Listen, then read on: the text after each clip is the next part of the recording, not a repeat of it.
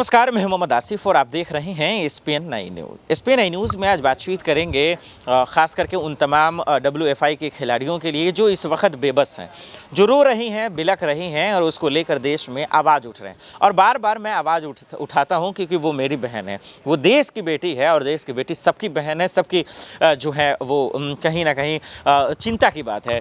आप लोगों को पता है बृजभूषण शरण को लेकर आवाज़ उठ रही हैं, उसको लेकर मायूसी छा रही है। दर्शकों देखिए, वो मायूसी, वो नाराज़गी क्या है वो मैं आपको बाद में बताऊंगा। उससे पहले मैं चाहता हूं कि आप वीडियो देखिए। वीडियो देखकर आपको खुद ही समझ में आएगा कि जो असमंजस में फंसी हुई हैं, जो देश की बेटियां हैं, जो नाराज़गी की खबरें जो आ रही हैं, जो रो रही हैं, बिलख रही हैं, इसके पीछे का राज क्या है और कांग्रेस इसको लेकर किस तरह से हमलावर है, वो मैं आपको दिखाना चाहता हूँ। ज़रा देखिए।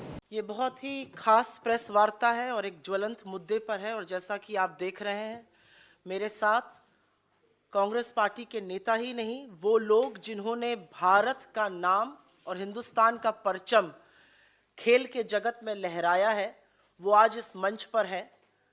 किसी और कारण से होते तो हमें बड़ा गर्व होता, लेकिन वो आज इस मंच पर हिंदुस्तान के उन खिलाड़ियों की वेदना और उनके दर्द को समझाने के लिए, बताने के लिए और सरकार से सख्त सवाल पूछने के लिए मजबूर हैं, जिसका जवाब बहुत पहले आ जाना चाहिए था।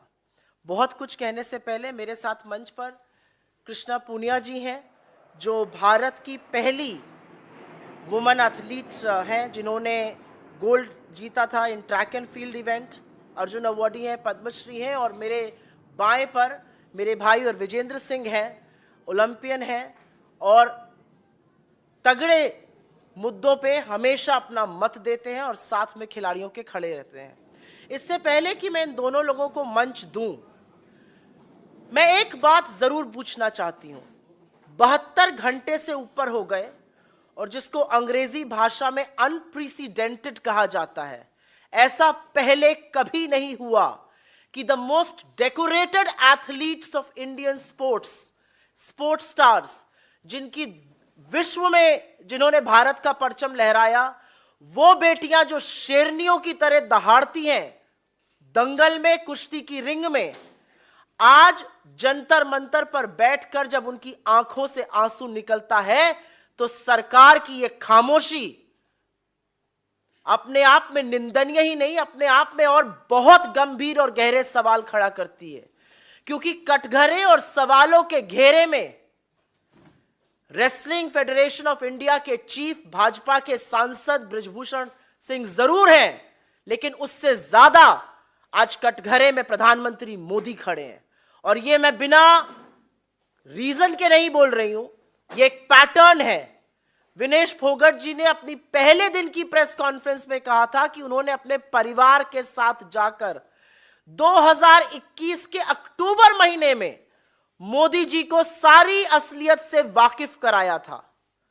उन्होंने सच बताया था और अपनी जान पर होने वाले हमले का अंदेशा भी जाहिर किया था। और मोदी जी ने कहा था नहीं नहीं, तुम्हें कुछ नहीं होगा।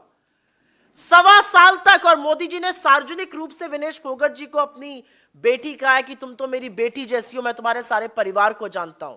तो आज सवाल यह है कि जब एक महिला एथलीट और डेकोरेटेड महिला एथलीट इस देश के प्रधानमंत्री के पास जाकर फेडरेशन में हो रहे यौन शोषण और कुकृत्यों के बारे में अक्टूबर महीने में बताती है, तो 1.25 साल तक मोदी जी ने क्या किया और वो इस पर चुप क्यों रहे? क्या कार्रवाई हुई? मंत्री, सांसद अभी भी अपने पद पर बरकरार है, कोई इंटरनल इंक्वायरी नहीं हुई, कोई सवाल जवाब नहीं पूछा गया। और हम ये क्यों ना पूछें कि इस सरकार का पैटर्न है, ये बड़े बड़े आक्षेप और बड़े बड़े आरोप लगते हैं, उसके बाद कटघरे में इनके मंत्री, इनके सांसद खड़े होते हैं, लेकिन बेशर्मी के चलते और थेथरई के चलते यह सरकार उनको पद से बर्खास्त नहीं करती। यह हमने अजय मिश्रा टेनी के केस में भी देखा था, जो आज भी मंत्री बने हुए हैं, और बृजभूषण सिंह के केस में भी हम देख रहे हैं। मेरा सवाल यह है कि देश के प्रधानमंत्री ने अक्टूबर 2021 के बाद, विनेश फोगट जी का कहना है उनको सब कुछ बताया, उसके बाद वो शांत क्यों रहे? जंतर मंतर पर बैठे हुए ये एथलीट्स, उनकी आंख के आंसू और इन लड़कियों का आज शायद लड़की होने पर भी अफसोस जताना बहुत बड़े सवाल खड़ा करता है। एक ही लाइन कहूंगी और उसके बाद मैं कृष्णा पुनिया जी को इनवाइट करूंगी कि वो अपना ओपनिंग वक्तव्य बोले। हमने अभी तक सरकार के एक नुमाइंदे से इन कुकृत्यों की निंदा नहीं सुनी, इसकी भर्त्सना नहीं सुनी। मेरी कोई आशा नहीं है कि इस देश की महिला और बाल विकास मंत्री, जो कि एक राहुल गांधी ट्रोल है, वो इस वाक्य पर एक भी शब्द बोलेंगी।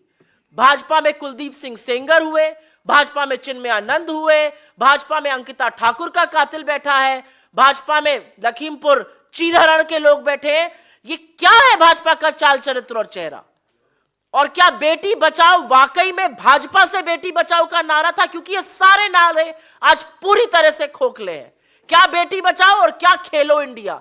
आपके जो ध्वजवाहक हैं स्पोर्ट्स के, वो जंतर मंतर पर बैठकर ये बोल रहे हैं हमें यौन शोषण के लिए मजबूर किया जा रहा है। ये बात प्रधानमंत्री को पता है और इस बात पर पर्दा गिराया जा रहा है। आपने देखा कि किस तरीके से कांग्रेस की प्रवक्ता सुप्रिया सुरेन खास करके देश की बेटियों की बात करी। अगर इसको हम सियासत से हटकर देखें तो वाकई में तकलीफ की बात तो है कि जो बेटियां ओलंपिक जीत के ला रही हैं, जो बेटियां हम सबका नाम रोशन कर रही हैं, सर हम सबका ऊंचा हो रहा है, वो अगर आज रो रही हैं, बिलख रही हैं, तो हम सब के लिए जो है डूब मरने वाली बात ही हो जाती है, जो हम सब के लिए चिंता का भी विषय है कि आखिर ऐसा क्यों नहीं हुआ, आखिर इसके पीछे की क्या वजह है, जो हम सबको ध्यान देने की ज़रूरत है। दर्शकों देखिए, खेल मंत्रालय ने आश्वासन ही दिया था और उसके बाद विनेश फोगाट, साक्षी मलिक, तमाम लोगों के ट्वीट भी आए और उन्होंने कहा साफ शब्दों में हमारे साथ ये धोखा हुआ है, क्योंकि बिना हमारे मशवरे के मीटिंग हो रही है, ओवर एज को लेकर सवाल उठा रहे हैं। बृजभूषण शरण सिंह का अब तक इस्तीफा भी नहीं हुआ है और वो शान से बैठे हुए हैं। क्या 26 जनवरी कल थी? क्या वाकई में उससे पहले देश की बेटियां अगर दिल्ली के जंतर मंतर पर बैठी रहती तो अपमान होता? और उन लोगों ने जल्दबाजी भी की, क्योंकि जब तक फैसला नहीं होता तब तक नहीं हटना चाहिए था, लेकिन वो लोग हट भी गई। हालांकि चलिए, खैर कोई बात नहीं है। तो अब जांच का विषय कहाँ तक पहुंचा, ये कोई अपडेट्स नहीं है। इस्तीफा अब तक उनका हुआ नहीं है। अब देखना पड़ेगा कि आखिर ये जो बेटियां बेबस हुई हैं, क्या इसका आवाज़ उठाने वाला कोई पैदा होगा? क्या वाकई में इसके लिए कोई कुछ करेगा? क्योंकि जो हम और अब तस्वीरें देख रहे हैं, जिस तरीके से खेल मंत्रालय के आश्वासन के साथ मजाक, जो बेटियों के साथ धोखा हो रहा है, जिस तरीके से आपने देखा कि किस तरीके से मजाक किया, खास करके जो है बृजभूषण शरण सिंह ने अपनी ताकतें दिखाएं, ये हम सबको चिंता का विषय है और इस पर हम सबको सोचने की ज़रूरत है। आपको क्या लगता है, क्या वाकई में उनका इस्तीफा होगा? हमें कमेंट कर जरूर बताएं। आज के लिए इतना ही। बाकी खबरों के लिए देखते रहे SPN9 न्यूज़। नमस्कार।